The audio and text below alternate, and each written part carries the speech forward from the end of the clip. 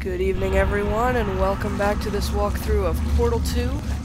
This is Blackjack Kent, and we have fallen a long way down. We are at the very, very bottom of the Aperture Science facility. You'll recall Wheatley made some mention that the facility goes down for miles, but it was all sealed off years ago. This is what he was talking about. This area, which we're going to find goes back to the very, very beginning of Aperture as a company. It's a scientific research facility. So, we're going to figure out how to get the hell out. But we're going to start by pressing this. While making Portal 2, we explored our way through vast quantities of reference material. Inspirations included photos of NASA's Apollo and Shuttle programs, CERN's particle accelerators, both modern and obsolete, industrial robots, derelict Soviet space shuttles, overgrown temples, Brussels metro stations, seedy American motels, junkyards filled with rocketry equipment, Chinese apartment blocks under construction, Polish shipyards, neutrino detectors deep underground in nickel mines, corporate headquarters from a variety of eras, commercial nuclear reactors, experimental fusion reactors, rain-sodden book depositories in Detroit, peculiar cameras, forgotten space probes, you name it. Yep, there was a lot of research that went into this thing. A lot of research. It's all quite impressive visually. It's also a major trap for Chell, who is most definitely stuck. In playing through this section, a very good guide to where you need to go is always just to look where the light is, because there's a lot of visual direction in this game, just from looking at how they've designed the light to direct us in particular directions. So yeah, let's get out of here if we can. I have my TV turned up really loud. I'm trying to decide if this is going to be a problem or not. Okay, so yeah, this is a huge facility, all underground, which is pretty intense, but it's pretty interesting. Clearly some engineers had some major time on their hands. I'm trying to think. I know there are some like secret areas in this game, and I'd like to make sure I hit at least as many of them as I know of, but hopefully I won't miss any. If you know of any that I do not happen to hit, please feel free to leave a comment politely and let all the viewers know that I missed it. Do not enter condemned testing area. This enrichment shaft may contain unsafe quantities of cosmic ray spallation elements. Condemned. Verification Order 6/15/1961.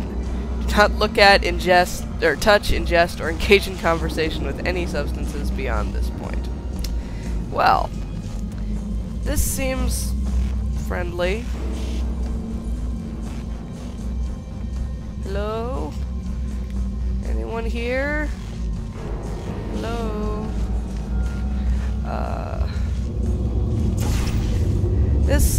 Again, this is where we really start getting into that sort of situation that I talked about earlier, where it's going to be just these tiny little areas of portable wall that you kind of have to look around and find. And I have a tendency to get very lost in these areas, so bear with me for a moment here while I wander around completely confused.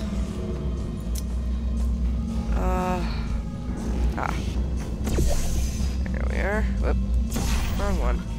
There we go. And now we're on the condemned side of things, which is always a great place to be when one is like 3 miles underground, I think. Well, I was watching the opening cinematic for this again to get set up to record this chapter. I was watching the numbers going down, marked on the walls, and it had just gotten down to about 5,000 kilometers or sorry, 5,000 meters, when we crashed through the wood. So, since a 5K, as I know because I just ran one, is 3.1 miles. So we're at least that far underground right now. Which is a long way down. Hey, it's another development node. No, wait, X there. The size of the gigantic transition seal lock was a happy accident. We knew the connection between the old Aperture and the new Aperture had to be a big set piece. The first model built was about 5 times bigger than everyone expected, but people started to like it. We joked that it should be a bullet point on the Portal 2 box. Features the biggest door in games ever. We decided it would be fun to play with the player's expectations, and put a puny-looking door behind it, along with a few small props. Yes. Lever. Eek. Well, some things are still functioning here, and that is indeed a giant door. Check it. This place is clearly very old. The condemned notices were all from the early 1960s, and it's hard to say exactly when this game is supposed to be actually taking place. I don't know if it's ever said specifically that it's taking place at any given time, although it's implied at the beginning of this game that a very long time has taken place between this game and Portal 1, at the very least, but I'm not sure when Portal 1 is supposed to have been set, so it doesn't really tell us all that much. Okay, so we've got 2 buttons here. There's a button here, and then there's a similar button on the other side, and you have to press both of them before the timer runs out in order to get through the giant door of doom. And it's a very short timer. And did I do it? I did it. Haha. Let's go watch. Woo! Go, giant door. Go, go, go. And reveal the shaft and the tiny little door behind it. Yep. Good stuff. To be honest, that joke was completely lost on me when I first played this game, and I only found out about it after when I did the developer commentary. So, sorry Valve, it is funny, but I totally didn't notice when I first played. But there's a lot about this game that I didn't notice on my first playthrough. You'll notice the old Aperture has the push-handle doors. No electronic doors down here. And it's all looking pretty damn seedy. Pretty damn seedy. Not well maintained down here. Clearly, Aperture Science figured that blocking things up and forgetting about them is always the best policy. Alrighty. Cave. Not held up by any visible means of support. Oh, well, I guess there's those things, but they don't look very steady, so hey! Danger! Drowning. Caution, do not lean on railing. Okay. The lake map marks a total reset to the aesthetics and scale of the environments up to this point in the game. You come into the underground cave compressed, and as you progress further into the map, your eye is drawn upwards by the elevator tower, sparking cables, falling debris, and finally the test spheres which recede vertically into nothingness. This looking upwards gives the player a sense of the vastness of Aperture before GLaDOS, and a visual sense of the daunting climb they will have to make to get back to Wheatley. The open areas encourage the player to explore their surroundings and take a break from the intensive puzzle solving of the test chambers. Of course, in my experience, there's really honestly not that much to explore. You're basically, as I said, just kind of looking from one bit of portalable wall to the next. Sorry, I'm just getting over a cold, so I may be a little bit raspy here. So yeah, long way up. That's the direction we're going to have to go to get out of here. Looks like some of those spheres may have already collapsed into the water. But yeah, shortly we're going to get a explanation of just what was going on here.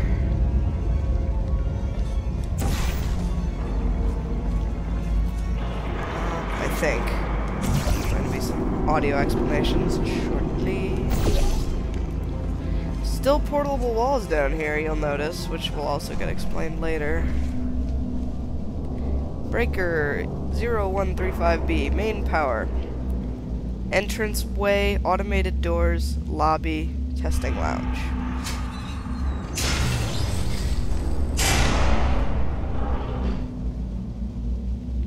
What could this be? Welcome, gentlemen, to Aperture Science.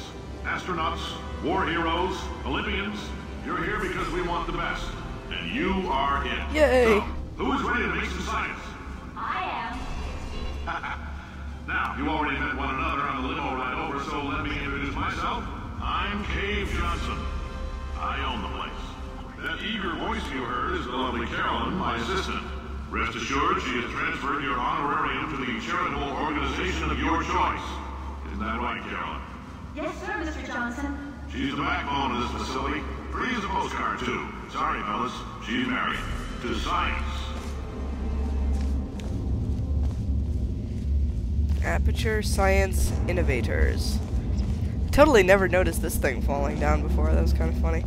So, Cave Johnson, who some of you may recognize, he was briefly mentioned in some of the Ratman dens in the first game.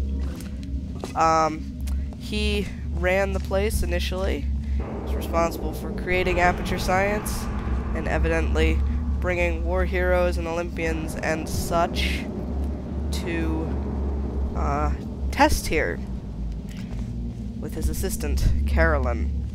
Which, if any of you have been paying attention, you may have a good idea who that is.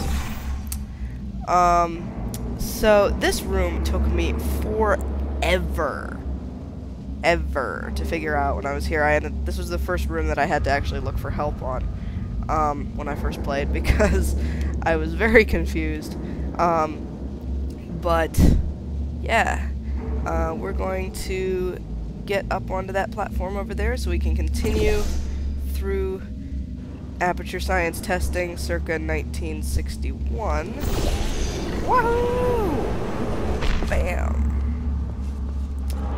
Hello? Anyone here? There's 1,000 tests performed every day here in our enrichment spheres. I can't personally oversee every one of them, so these pre-recorded messages will cover any questions you might have and respond to any incidents that may occur in the course of your science adventure. Your test assignment will vary depending on the manner in which you have bent the world to your will. Those of you helping us test the repulsion gel today, just follow the blue line on the floor. Those of you who volunteered to be injected with praying mantis DNA, I've got some good news and some bad news. Bad news is we're postponing those tests indefinitely. Good news is we've got a much better test for you. Fighting an army of mantis men. Pick up a rifle and follow the yellow line. You'll know when the test starts. Clearly, Aperture Science's devotion to safe science goes back at least to the 1960s. This chapter gave us a great opportunity for visually telling the backstory of Aperture Science. We accomplish this with signs, props, and materials. In this area, we get a glimpse of what Aperture Science must have been like in its heyday.